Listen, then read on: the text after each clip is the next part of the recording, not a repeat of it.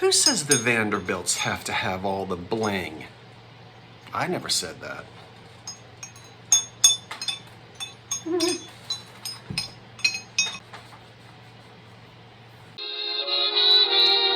an old curiosity shop.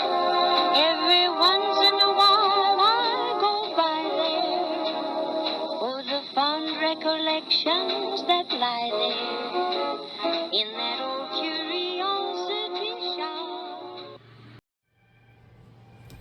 Well, hi, good folks. Welcome back to the dining room of the 1925 bungalow. I'm Scott. This is another drop sale. And have I got some special items for you today? Oh, my table's shaking. Sorry about that. It's hot outside, but we're not having another earthquake. Now, today I've only got 10 items, just 10. I think you're going to be excited about them. I hope so anyway. If you're new to a drop sale, here's what happens. I'm going to hold an item up, such as this pair of eyeglasses, and I'm going to talk about it, tell you when it was made if I know, the condition of it, blah, blah, blah. And then I will say these eyeglasses can be yours for $22, and they are number 12. Well, if you want to buy these eyeglasses for $22, you'll go into the comment section below and you'll type in number 12. You can even put number 12 eyeglasses if you want. If you're the first person, you win. Now, how do you know if you win? Well, it's all time stamped, the comments, and it's what I see on my screen in the comment section. Remember, this isn't live, so we can't interact except in the comment box. But if you're the first one, I will come underneath of your comment and I will say, congratulations, you are the first one to claim these eyeglasses, you win. And then I'll say to you, if I know you, I'll just send you an invoice. If I don't know you, you've got to keep your eyes on the comment section. Come back and check it. Because if you're the winner, I'm going to need you to send me your full name, your mailing address, and the email address that you used when you created your PayPal account. Now, if you don't have a PayPal account, that's okay. You got to let me know. That way I can have you check out as a guest. And you can use any type of electronic payment that you want. It's very easy, but you've got to let me know that you don't have a PayPal account. That's if you've never bought from a live sale before. Or if you're thinking, well, I'm not really sure if he has my information or not, just go ahead and send it to me. That way we get connected. Then I send you an invoice, you pay for it, and several days later, when it's all packed up, it gets shipped to you. Remember, shipping is extra. Now, that is determined by the size of the box, how much it weighs, and how far away you live from where I live. And I live in beautiful southern New Jersey. Okay. If you have any questions, please don't hesitate to ask. Glad to help you. Let's get started with the first two items that I am supercharged about. And there's no need to beat around the Staffordshire dogs. Let's talk about them. Oh boy. Now, you know, I have to tell you, I have been reading and reading and studying and getting help from other experts. This is tough. There are a lot of them out there. They've been made for a long time, but I'm pretty sure I know what I've got. I'm going to tell you the reasons why I think I know what I've got. If you have other thoughts, you can tell me, but you've got to include your references, or at least tell me why you think what you think. That's how I learn. That's how we all learn. So let me tell you about the two Staffordshire dogs, sometimes called shelf dogs, mantle dogs, right? These aren't food dogs. Now, this is not meant to be comprehensive. I could talk for an hour about these and still not get enough in. So I know a lot more about these than I'm going to say because the video would be too long. I promise I'll hold them still, and we're gonna go away from me and see some videos of these and some detailed pictures. First of all, as we're looking at these, I will tell you that I will cut to the chase. I believe that I've got a pair of Staffordshire dogs that probably date to the 1920s and 30s. And I'm going to tell you why I think that. Now, they come on the scene in Staffordshire, England, where they have this wonderful clay. This is clay, earthenware, pottery, not porcelain. And they become popular when they're introduced. They really become popular in the middle of the 19th century, so the 1850s and 60s, and they weren't expensive. These were common items for common folk. Sometimes they were very crudely painted. They weren't fine porcelain or fine china. They're then popular again in the 1920s and 30s. They sort of fall out of fashion in the late Victorian era. We see them again in the 20s and 30s, and then they're making them again in China in the 1980s and 90s. So there's a lot of them out there. They don't have to always be spaniels either. Now, they come in pairs, and I'll tell you why I think my set is a pair from the 1920s or 30s. Let's look at some close-up photographs, shall we? Well, what a handsome pair as we look at them from up above. I've always said age has a way of sitting on a piece. And in this case, look at the fine detail on the snout. You don't see that generally on the newer pieces. That's all hand painted. That's an indication of an older set of dogs. You see that? Very fine detail. Very fine. The gold shouldn't be too shiny, and we see that some of it is worn. Now, when they stand side by side, look at those holes in the back. You want to see those on the old ones. Those are the vents. Yeah. Look at the detail on the tails. Another indication of age. There's just the right amount of wear on these, and one is a little taller than the other one. The new ones tend to be exact matches. Now, I'm not too worried about those cracks on the bottom. They're from age and stress. There's a little chip on that paw. The cracks, the crazing, that's old cracks and crazing. Look, the one on the right, a little bit taller than the left. That's an indication of an old pair. New ones tend to be exact copies. Look at the bottom. You don't want to see them marked, and these are not. We just have number 1 on both of them. They should not have a number 1 and a number 2. There's no indication that that was ever done. This pair, I think, is a 1920s and 30s pair. Take a look at them on the mantelpiece. They're very nice looking there. And once again, as I think I stated earlier, we don't want to see holes, or as I didn't state earlier, we don't want to see holes in the bottoms. A hole in the bottom the size of a nickel or a quarter indicates that they were made in the slip mold process rather than the press mold. That is an indication that they are newer dogs and not old ones. Again, this isn't fake crazing, that's the real thing. Unskilled labor. Relatively unskilled labor is responsible for making most of these dogs. They're not going to come out looking picture perfect, identical, and in exceptional high quality shape like Limoges or something like that. There's lots of detail, wonderful old crazing, warm old gold paint, fine detail with the brushwork. The vent holes in the back is an indication of age.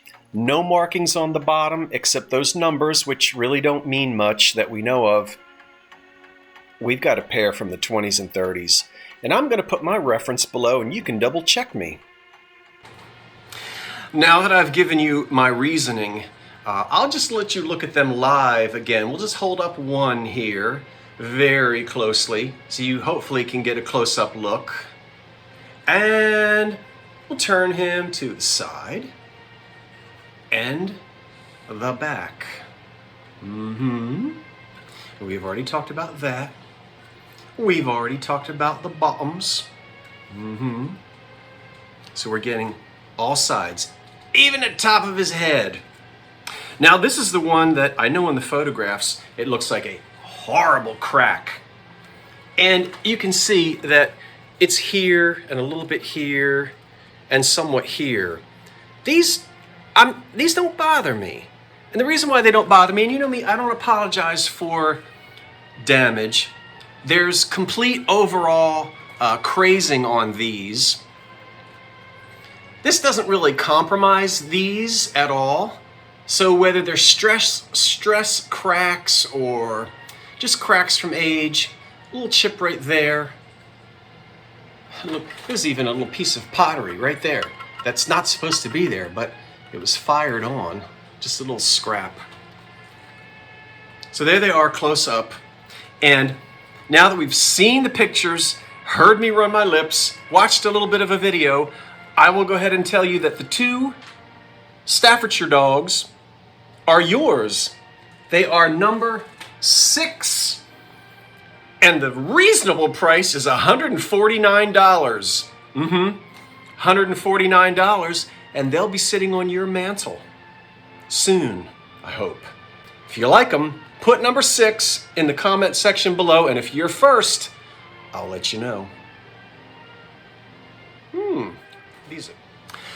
Next, I have a wonderful swan made of glass, and this is made by the Duncan N. Miller Company. Isn't this swan a beauty? There are no chips or cracks, and of course it's beautiful fire polished Duncan Miller glass. This swan would date from the very late 30s through the 40s, and there are just a few light scratches, what we would expect from age, nothing major. And when I say scratches, I really just mean a few abrasions, very even hard to spot. I don't know, right in here, nothing to worry about. You know, it's a wonderful size. Now, the swan measures 10 by 11. It's called the Sylvan Swan. They came in different sizes. And watch out if you're looking for these on the internet, because you'll see them referred to by Fenton and Heisey and blah, blah, blah. You know what? Let's set the swan down for a second. Don't you swim away. What's my reference? My reference is glass animals of the Depression era. And on the Duncan Miller page, there she is. I remember in high school, we used to sing a madrigal called The Silver Swan. I think it was composed by Orlando Gibbons or something like that. Gibbon? I don't know why I remember that. Were you in chorus in high school? I bet you sang The Silver Swan. That just, keep going. Well, there she is, the beautiful swan. That's it. And there is a description here. Good grief. Let me read it to you, but I've got to put these on because otherwise we'll be here all night. These spread wing swans are 11 wide, tip to tip on the wing, 10 high. I love it because the measurements are here. Those are the exact measurements of this beautiful swan. They were produced in crystal, that's this one, blue opalescent, yellow opalescent, and pink opalescent. It is reported that Duncan made these as a special order for Weil Freeman Company. They are sometimes referred to as WF. Although they have not been reissued, there is, however, a look-alike which reportedly was made in Czechoslovakia. They are much smaller, so we don't have to worry about it.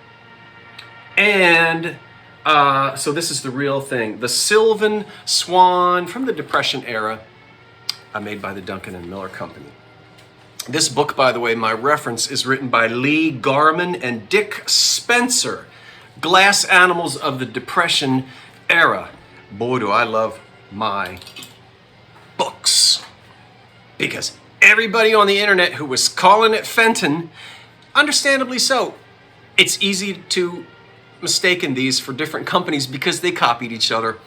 Duncan and Miller Swan, 1939 through the 1940s. No chips, no cracks. Beautiful size, lovely. What else can I say? Except it's yours. It is $35, number one. If you're the first person to claim number one in the comment section below, the Silver Swan is headed your way. Don't worry, I'm not going to sing that madrigal. Unless you want me to. That'll cost you extra. Subscribers only. Ah, the Silver Swan, who living had no note, when death approached, unlocked her silent throat.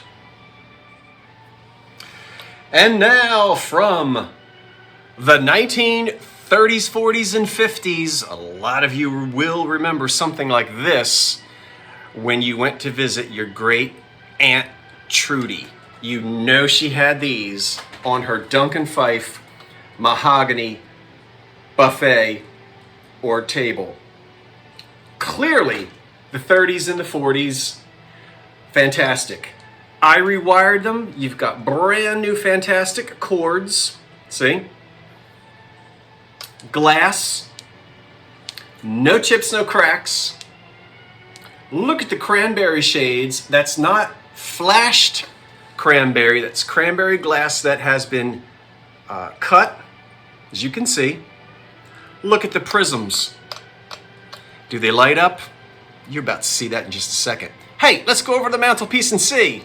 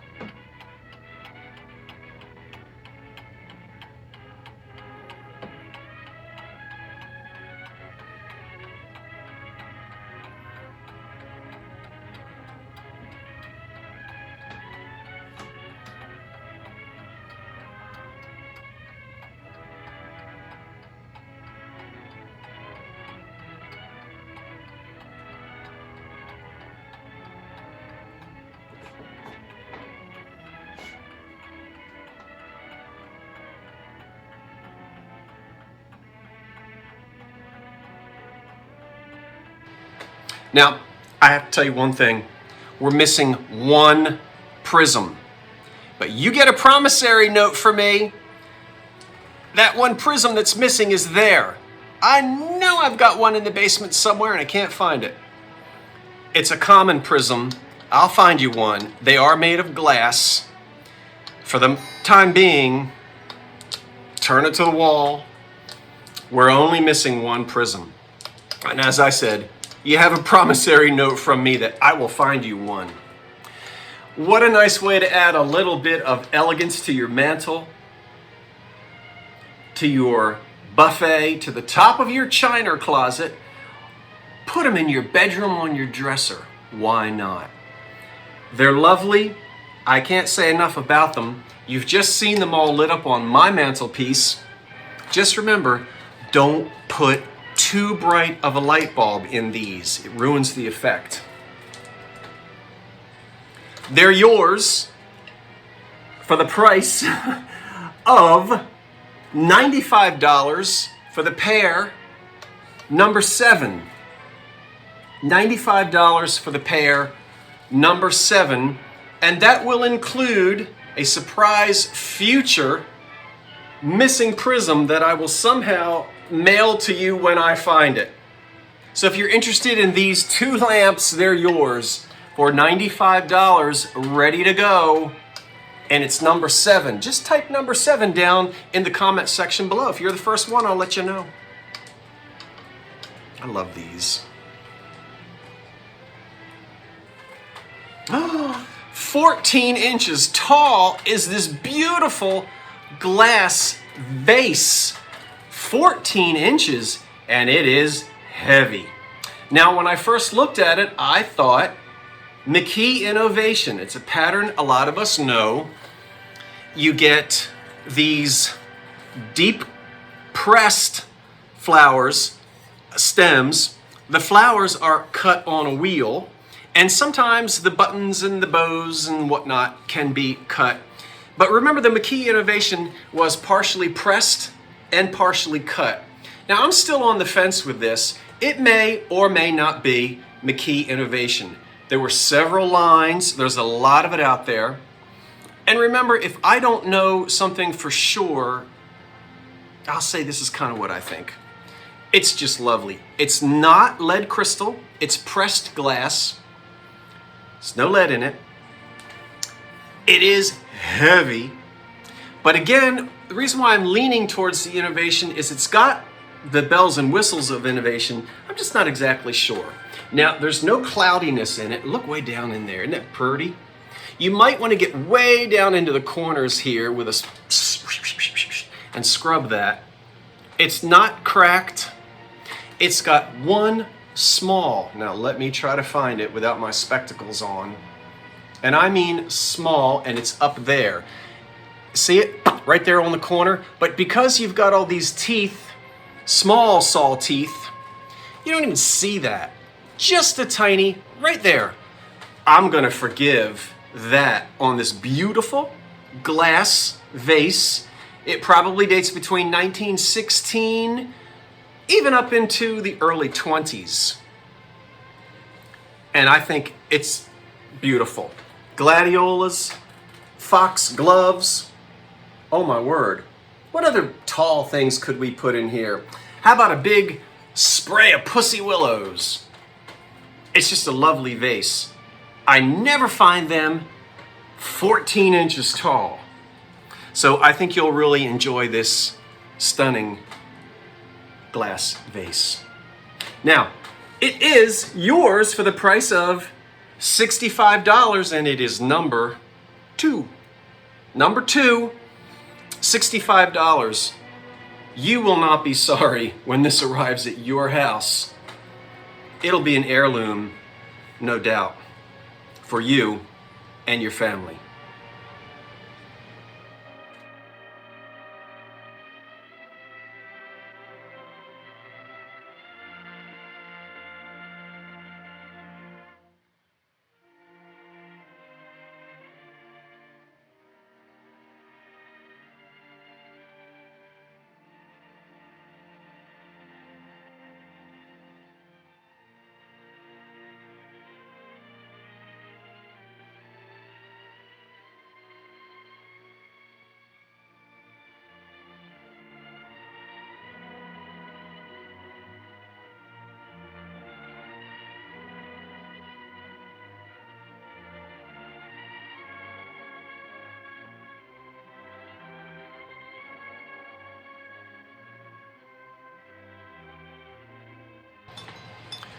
Oh my word, put your sunglasses on.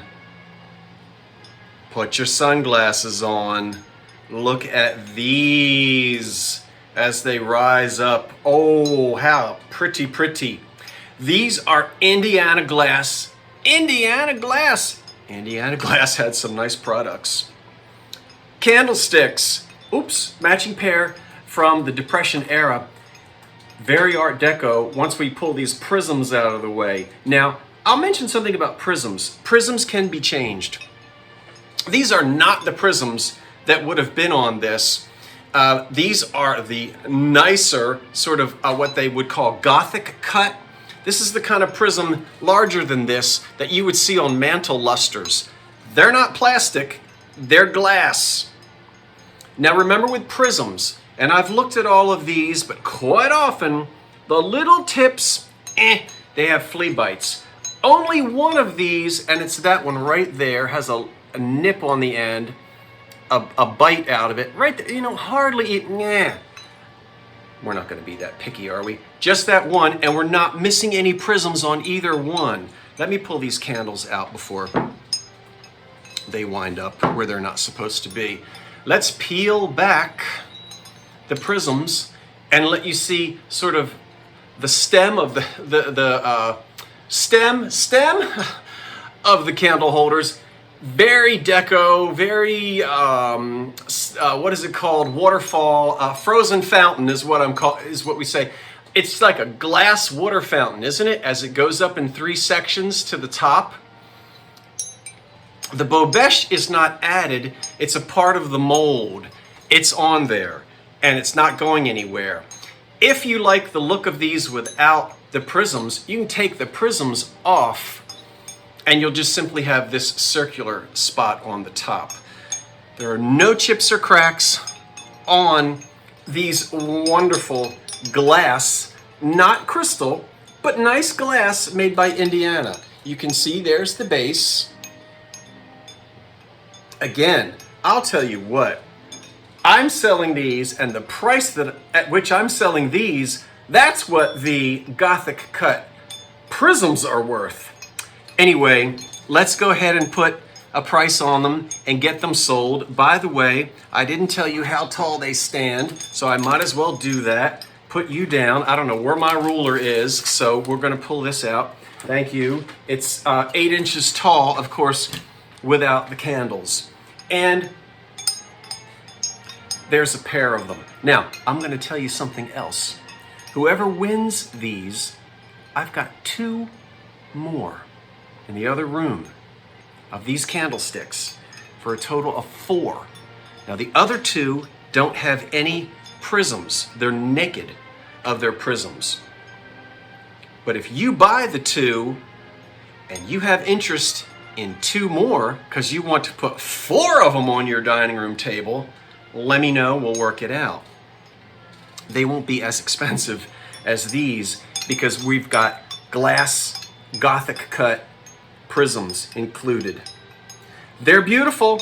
These 2 lovely candlesticks made by the Indiana Glass Company in the 1930s can adorn your dining room table. They are $85 for the pair, number 9. $85 for the pair, number 9.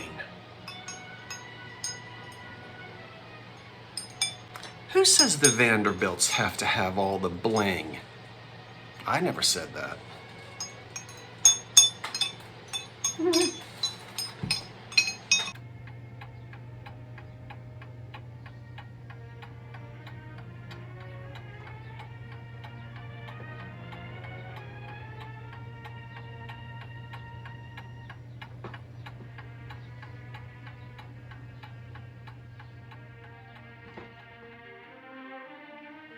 Now, I happen to collect these. There's nothing wrong with this one, but I've got enough of them. I really don't want my floor to collapse into the basement. I'm going to sell this one. You know what it is. It's a nice big size candy jar, not an apothecary jar. It dates from 1925 to 1935. It is crystal, and it features gold decoration. It's coming off in places. That gold always just seems to come off in places. But look, that's not a decal. Let me get really close on that. No. That was hand painted in a decorating room at one of the American Glass Company factories. Someone sat there and painted all of those fruits on there. And you can feel it when you run your finger across. It's raised. That's paint. A nice amount of gold on the top. A little bit of wear. We do like our candy. It's chip-free, crack-free, and I should tell you how many pounds it is. I cannot do that on the fact, and now what have I done with my ruler? Well, I forgot. I always have a ruler because my father taught me to measure the distance between your thumb and your pinky. 9 inches, that means that this is a 10-inch tall, 9.5 to 10-inch tall. No chips, no cracks.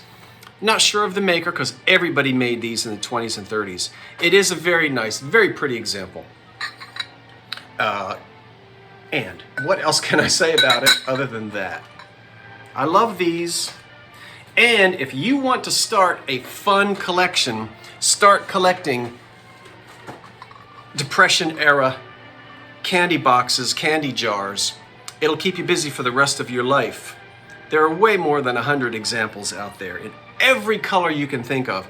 All kinds of painted and just colorful decorations. This candy jar, footed and beautiful, ready for your favorite candy, $28, number 10. $28, number 10 on this lovely piece. All right. Oh, how many of you have the candlewick pattern? I bet some of you do. And you might not have a glass fork and spoon. That's the real thing. They're not chipped or cracked either. Imperial glass, candlewick, fork and spoon. Now, I've got two right here I'm going to try to sell today, but guess what? I got two more in the basement. So, if you come in second place, shoot me an email, or I'll shoot you one and tell you that I have a second set, should you happen to be interested. Candlewick Imperial Glass, I believe this went into the salad bowl, yeah, you know, the big salad bowl, which was a glass salad bowl, of course. And as I said, these are in excellent condition without any chips or cracks. Candlewick was popular for a very long time. Many of your mothers and grandmothers had it, I have no doubt. The fork and spoon in beautiful imperial glass, $23 for this pair. Just this pair, $23, and it is number 4. Claim item number 4 if you're interested in the Candlewick fork and spoon. I bet salad tastes even better with these. Now, oh boy, aren't you beautiful, tall and heavy. 13 inches tall. Do you recognize Fostoria coin glass? Not coin dot, coin glass, because there are coins embossed on it. We can see there and on the lid as well. Now, I'm really not up on my Fostoria colors from the mid-century.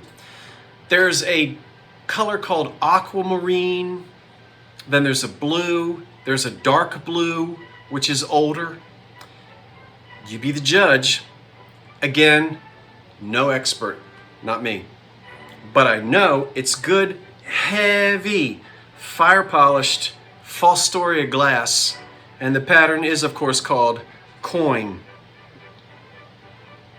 This is a footed urn with a lid, and I'll take the lid off just to show you that on the inner lip, 2 little flea bites. Felt, not seen.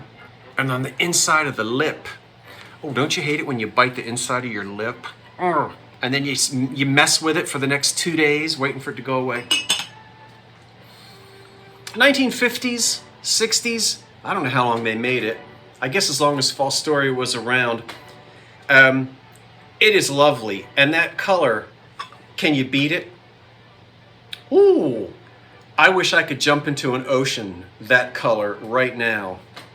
Well, anyway, 13 inches tall, very heavy, beautiful, American-made Fostoria coin glass in some shade of blue. Again, whether it's aquamarine or not, you can tell me if you happen to be a Fostoria collector and you know your stuff.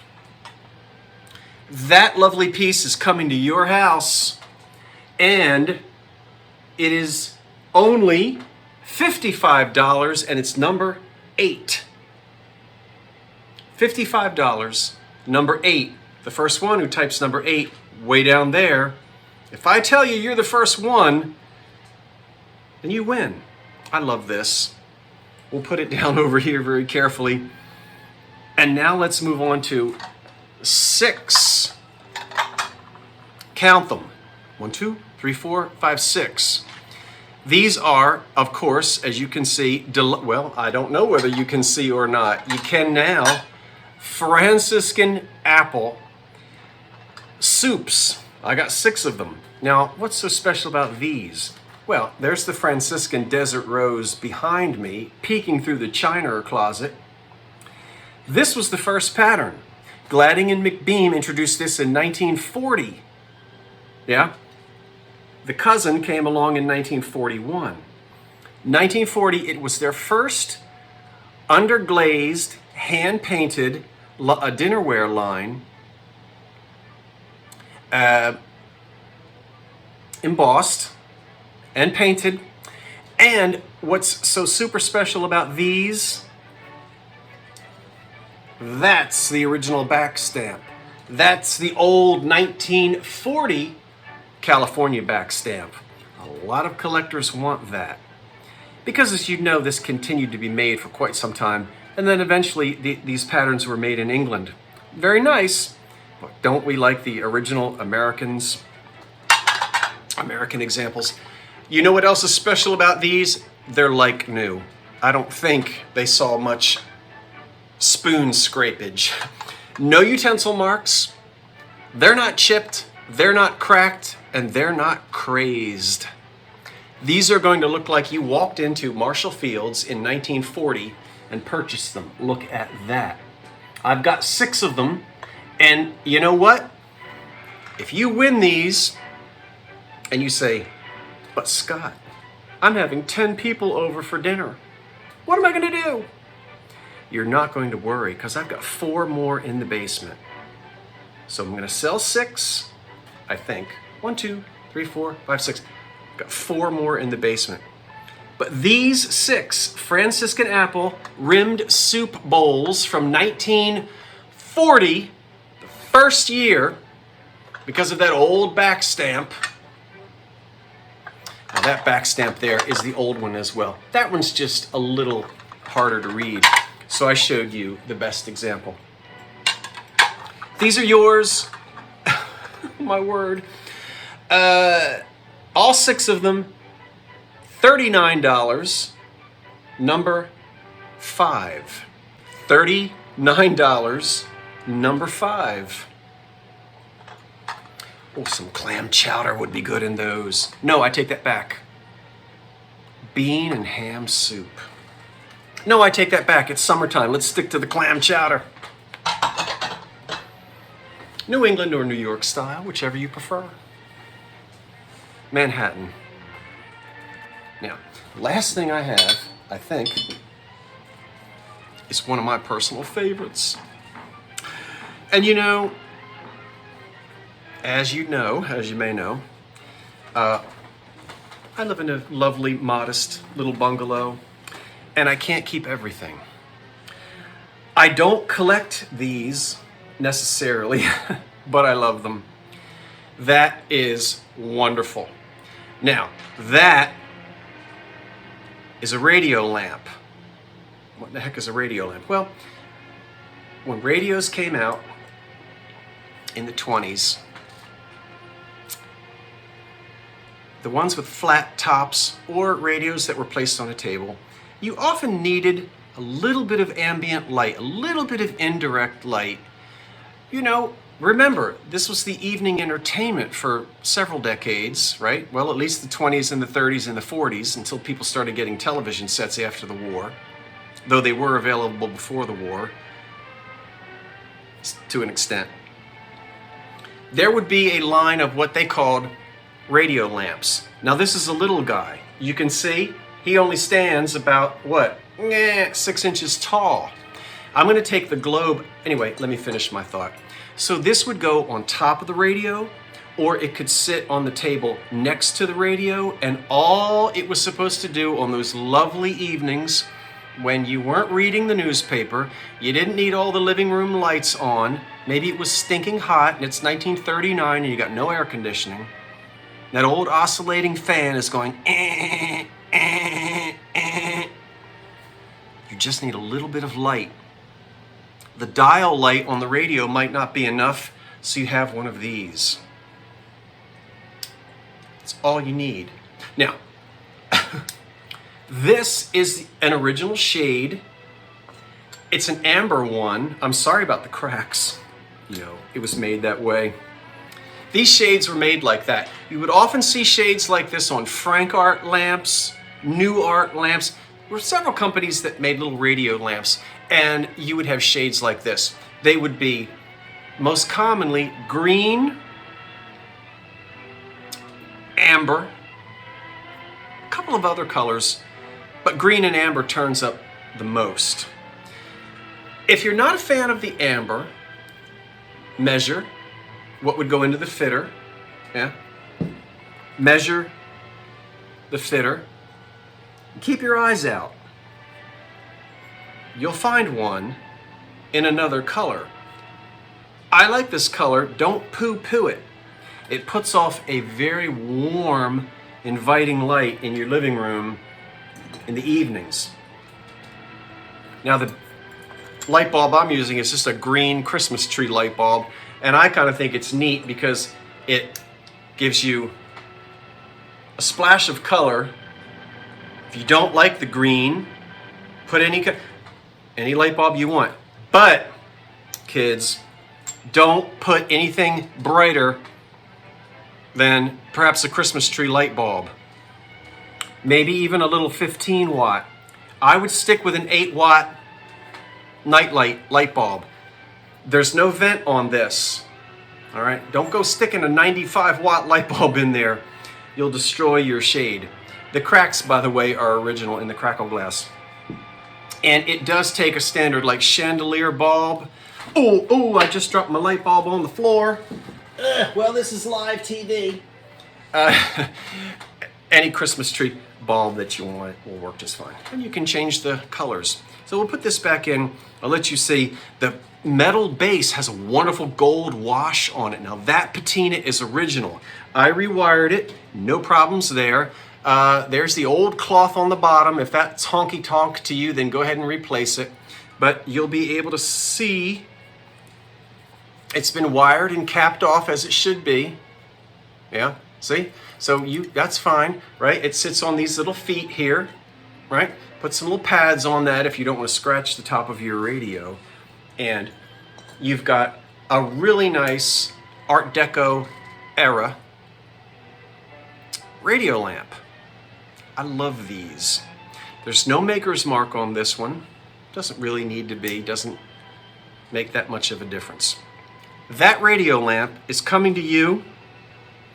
It's $95 for the Deco radio lamp. And it is number 3. Number 3. I've enjoyed it while I've had it. I used it for years on top of a beautiful Art Deco Zenith. I don't have the Zenith anymore. I'm now using a wonderful Crosley Cathedral in the living room, and I don't need this lamp. It's time for somebody else to enjoy it, and you don't, of course, have to stick it on a radio if you like the Deco look of the 20s and 30s. You'll find somewhere to use it. I think that's it. I think we got 10 items finished here today in this drop sale. This is a lot of fun. I'm enjoying them. If you like drop sales, and I know this wasn't announced, because sometimes drop sales are announced and sometimes they're not. But if you like this kind of thing and you want more, and you would like me to schedule them, let me know below, and I'll try to come up with a schedule to do perhaps 2 of these drop sales per month. I'll try to. Once again, if you are the first one to claim an item, I will let you know, but you must keep your eye, come back and look and see if you're the winner. If I don't know you, send me that information right away so I can get an invoice out to you right away. I like to invoice quickly, and then I like to get the things ready to be packed up and shipped out. Now, as you know, and I know, we're having a heat wave, but I imagine in some places it's just hot all summer long. I'm going to delay shipping for a few days. I don't want anything sitting in the back of a postal truck that might end up reaching a temperature of 150 degrees. I don't know how hot they get. But we're going to hold off until this awful heat breaks a little bit here on the East Coast. And I probably will not be shipping anything until this weekend, maybe the first of next week. In fact, I've not even packed up all the holiday items yet. I've wrapped them in bubble wrap and paper, and I've put them in boxes, but I've not labeled them yet or shipped them, because I really didn't want to ship, as I just said, antique glass when we're going to have several days at 100 degrees or close to it. So I hope that's okay with everyone. And I want to thank you for coming to this drop sale today. Well, folks, I'll see you later. I'm not sure when you're going to be watching this, but I'm back tonight, Monday night at 8 o'clock, live with Patrick the Trusty Huckster for the Unbreakables live sale. Next Friday night, check out the Revive It Sisters at 6 o'clock. I think that we stepped on their, well, sometimes it's hard because we overlap each other, and I have graciously had to change times for other folks. I'm happy to do it. They have graciously changed their time for us, the gang, because we stepped on a program that they're doing. Didn't really know that or had forgotten that. In fact, I think Heather told me and I forgot. But that's happened to me, and I've changed my times. Heather and Shane were gracious enough to move their sale from 8 o'clock to 6 o'clock. They're going to be selling collector's books. Please, that's this Friday night. You're going to have entertainment from 6 o'clock till midnight, East Coast time. So check out the Revive It Sisters. I will put a link to their channel in the description box below. They have a ton of collector's books that they're going to be selling. You know what a book guy I am. And I hope you will start your book collection too. It's not expensive to do it, not nearly as expensive as it was when we were going to the bookstores and paying $24 a piece for some of these books. There are a lot of them out there. Forget the price guides, but the information can't be beat. Again, I will have the link to their channel in the box below. They will start at 6 o'clock and run until 8. Then at 8 o'clock right here on this channel, this Friday night, June, whatever it is, join me and the gang. That is Vintage Vinny, Dee from The Thrill of the Thrift, Tammy and David from Uprising, Texas, and Scott from the Old Curiosity Shop. Right here, we're going to have Home for the Holidays Part 2. This is called Holidays with the Gang. We're each going to sell 10 items each channel. But all here, right here on this channel, and it'll be holiday items again, similar to the holiday show that I did last Friday. We're having so much fun finding these wonderful things and bringing them to you. It is a delight. Thank you, everyone, for helping and supporting small businesses. I'll see you tonight at 8 o'clock. Oh, keep your eye on the chat, not the chat, but the comments in that live sale, in this drop sale, to see if you've won something. Okay, I'll see you. I'm Scott from the Old Curiosity Shop saying thanks for watching. Wait for the cat. And so long for now. Whew. It is freezer pop time. Woo! Turn on the fan. Now they come on the scene in Staffordshire 39 yeah. Should we cut that out?